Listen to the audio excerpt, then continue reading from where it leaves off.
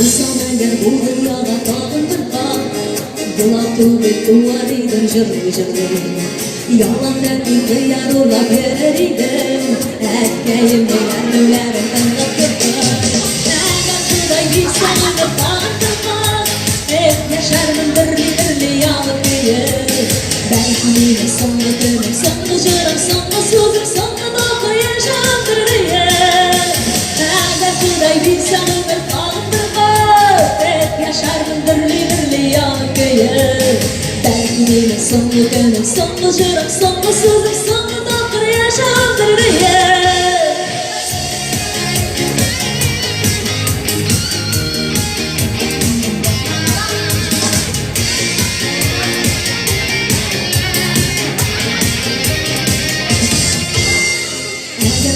Bilse ömür bağında kal, hatalasız yaşayır limansız hakkı.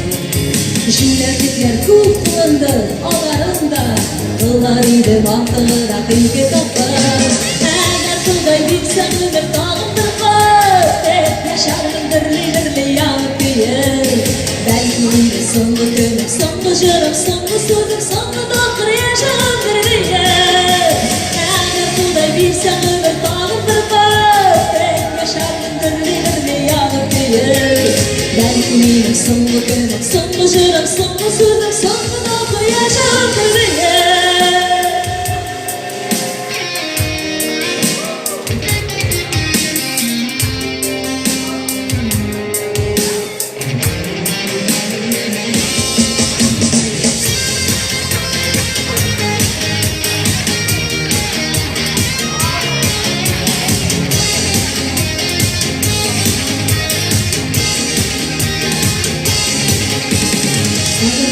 Bilsem ömür dağıtır kal, Nağla gaybet sözler gelen tüzer idi.